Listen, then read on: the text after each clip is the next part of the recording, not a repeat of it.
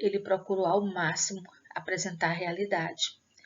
Enquanto os sertanejos que estavam envolvidos naquela guerra eram vistos lá no Sudeste e no Sul como monarquistas, como defensores da monarquia, ele soube enxergar naquelas pessoas apenas brasileiros que queriam viver fugindo da miséria, fugindo da fome, seguindo a sua religiosidade, mas que acabaram se envolvendo num conflito e foram tidos como monarquistas, defensores da monarquia. E todo o país acabou se voltando contra essas pessoas, contra esses sertanejos que estavam naquela região chamada de Canudos. Então, o Euclides da Cunha soube mostrar a realidade. Ele fez uma cobertura que se diz que se ele não tivesse feito essa cobertura, a gente não conheceria tão bem a realidade do que houve no nosso Brasil, das mortes que aconteceram. A gente diz que a Guerra de Canudos foi um dos maiores massacres da nossa história. Então, a obra Os Sertões, esse livro, ele se divide em 3 partes. Ele primeiro fala sobre a terra, é a primeira parte, ou seja, ele vai falar sobre o meio, o ambiente. O Euclides da Cunha, primeiro, ele vai mostrar como era a vegetação, a terra, como era o Nordeste, como era aquele pedaço de chão onde estava localizada essa comunidade de Canudos. Ele vai descrever a caatinga, vai dizer os nomes das árvores, dos animais, ele vai mostrar toda a aridez da terra. Para que isso? Ele vai pelo caminho de um escritor determinista, ou seja, ele vai querer dizer que o meio em que você vive faz com que você tenha algumas características. Por que os sertanejos foram tão fortes ao ponto de resistir a 4 expedições de soldados? Porque eles foram criados num meio, num ambiente que era difícil. Então, eles tinham característica da força adquirida nesse ambiente. Ele vai colocar que o ambiente, que o meio em que a gente vive, determina como você é, a sua força ou a sua fraqueza. Então, primeiro ele faz a descrição da terra. Na segunda parte, ele descreve o homem, o sertanejo, todos os seus aspectos, seu modo de falar, de andar, o seu corpo, sua voz, vai descrever como ele viu esse homem sertanejo. E por último, a terceira parte do livro, ele narra a luta, a guerra em si. O que causou essa guerra, como foi o início, vai retratando todas as partes das expedições que aconteceram. Então, o livro se divide em 3 partes. Não é um livro de ficção. Quando você lê a parte da terra, você pensa que está lendo um livro de geografia, pela descrição que ele faz de nosso meio ambiente.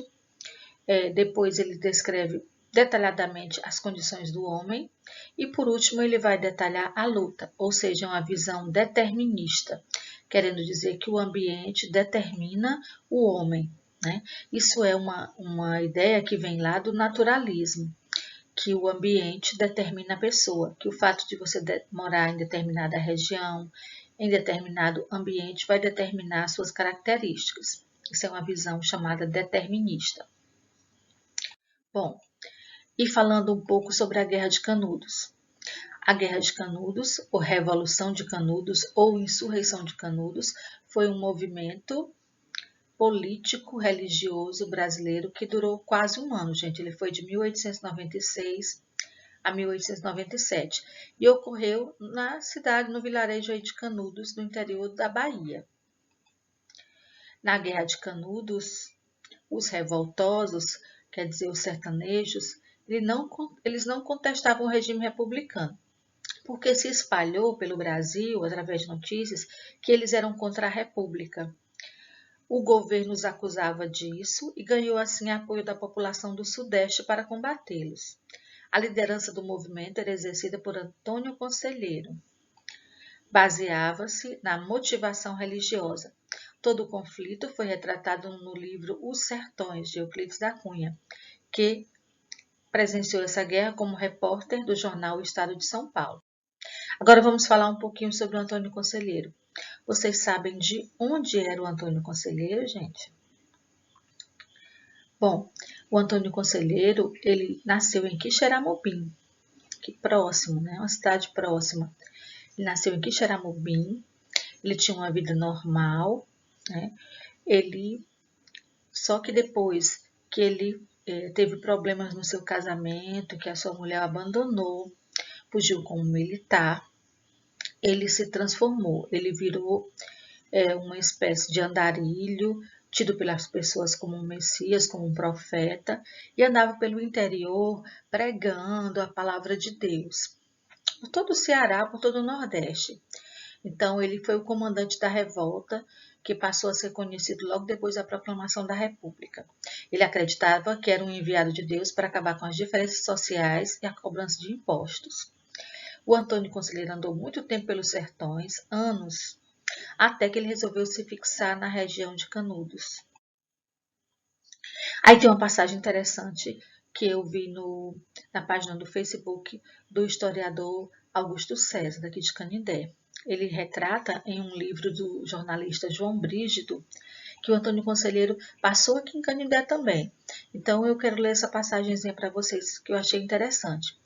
No livro Fanáticos e Cangaceiros, de Abelardo Fernando Montenegro, nas folhas 59 e 60, tem esse trecho. Apareceu o conselheiro em Fortaleza em 1877. Viajara pelo interior.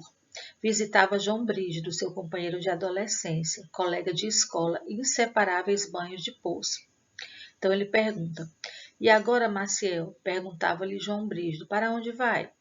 "Cumpri um voto a São Francisco, que fiz na Bahia". "Mas aqui?". "Não, nos sertões de Canindé. Depois seguirei para onde me chamam os mal-aventurados". Despedia-se João Brígido, pagava a promessa e deixava seu torrão para nunca mais voltar. Então, para vocês perceberem como o Antônio Conselheiro percorria todo o sertão nordestino. Nessa passagem, ele diz para um amigo de infância, né? Um amigo que o salvou de um afogamento quando ele morava em Quixeramobim. Ele conta que vai passar aqui em Canindé para cumprir uma promessa. Então, ele era um andarilho, um pregador, né? E junto a ele sempre tinha seus seguidores. E ele percorria todo o sertão nordestino, até que ele resolveu se fixar na região lá da Bahia. Bom, o conflito de Canudos mobilizou aproximadamente 12 mil soldados oriundos de 17 estados brasileiros, distribuídos em 4 expedições militares. Gente, foram preciso 4 expedições para poder vencer os sertanejos que estavam naquela região. Como eles eram tidos por monarquistas, primeiro foi uma expedição com quase 100 homens, e que eles resistiram a essa expedição. Depois foi enviada uma segunda expedição, e aí eles já aproveitavam as armas que eram deixadas pelos soldados, porque a princípio eles lutavam com pedras, com enxadas, com instrumentos de agricultura. E à medida que eles iam vencendo os soldados, eles adquiriam as armas.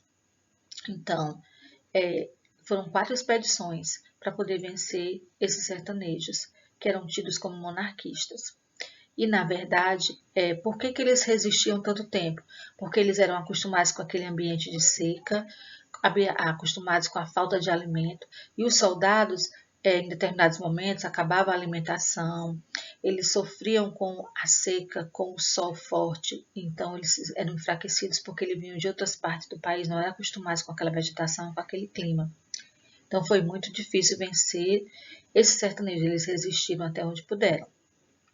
Em 1897, na 4ª incursão, os militares incendiaram o arraial, mataram grande parte da população e degolaram centenas de prisioneiros. Estima-se que morreram ao todo por volta de 25 mil pessoas, combinando com a destruição total da povoação.